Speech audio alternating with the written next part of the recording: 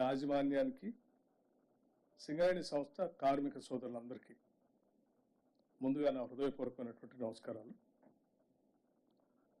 మనందరికీ తెలిసిందే,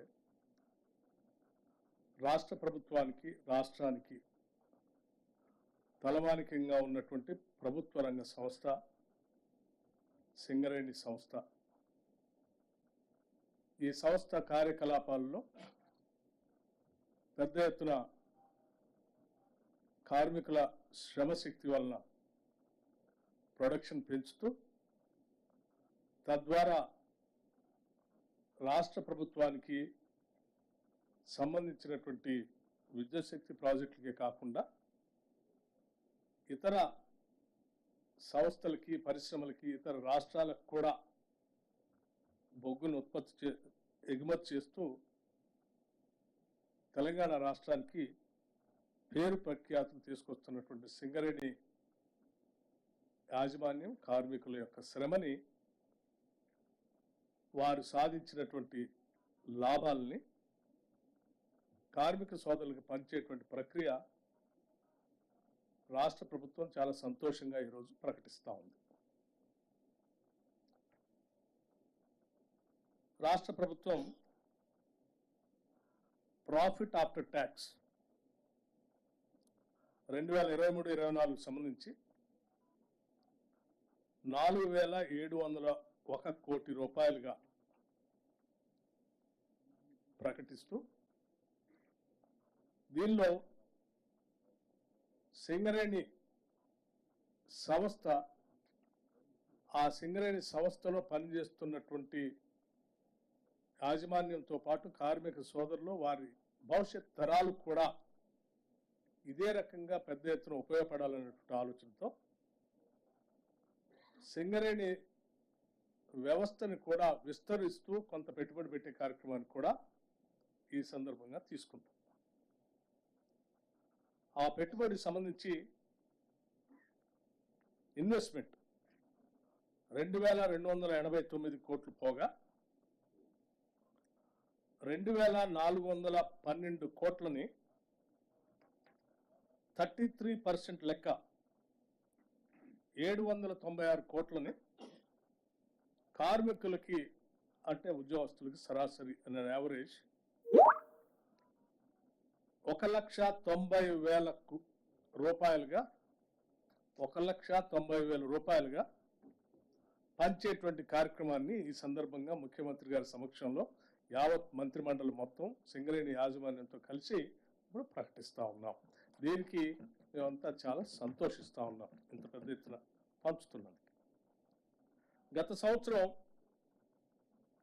కార్మికులకి 1,80,000 పంచితే, ఈ సంవత్సరం అదనంగా 1,70,000 పంచితే, ఈ సంవత్సరం అదనంగా ఇంకొక 20,000 కలిపి 1,90,000 పంచుతా ఉన్నాం.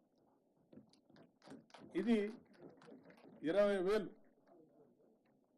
అదనంగా మనం ఈ సంవత్సరం కార్మికులు పంచుతాము. ఇది కాకుండా కూడా ఇంకా కార్మికుల భవిష్యత్తు కోసం పెద్ద ఎత్తున సింగరేణి సంస్థ చేత విస్తరించడానికి తీసుకోవాల్సిన చర్యలు కూడా చేపడతా ఉన్నాం.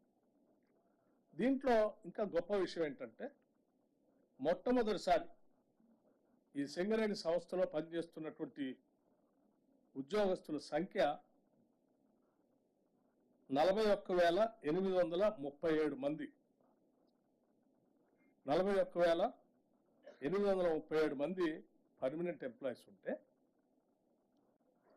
కాంట్రాక్ట్ వర్కర్స్గా 25,000 మంది కూడా పనిచేస్తూ ఉన్నారు. ఇందులో ఇప్పటివరకు సింగరేణి చరిత్రలో ఎప్పుడు లాభాలు పంచినా కూడా ఈ రెగ్యులర్ ఎంప్లాయీస్కి తప్ప కాంట్రాక్ట్ ఎంప్లాయీస్కి పంచే విధానం లేదు. ఇప్పటివరకు మొట్టమొదటిసారి సింగరేణి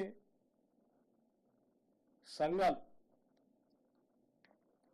రికగ్నైజ్ యూనియన్స్, అట్లాగే యాజమాన్యం, రాష్ట్ర ప్రభుత్వం అందరూ కూడా ఆలోచన చేసి ఒక మానవతా దృక్పథంతో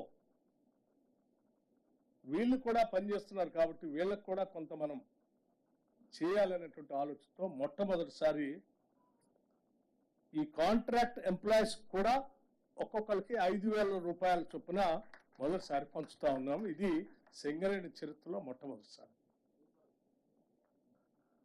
దీంతో పాటు ఈ రెండింటితో పాటు ఈ కార్యక్రమం అంతా కూడా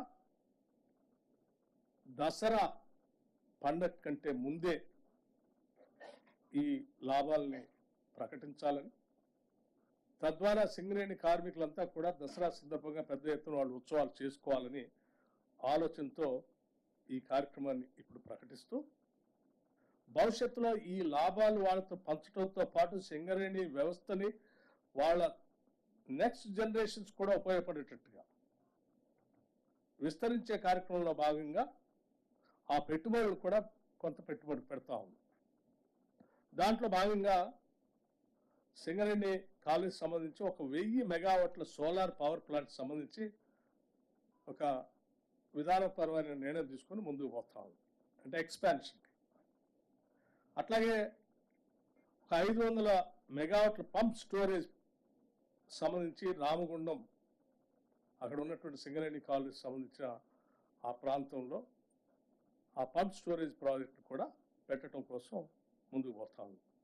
అట్లాగే థర్మల్ పవర్ ప్లాంట్స్ సంబంధించి ఒక 3rd యూనిట్ని 1x800 Singareni thermal power plant జైపూర్లో కూడా విస్తరించడం కోసం ముందుకు పోతాం. అట్లాగే 1x800 మెగావాట్స్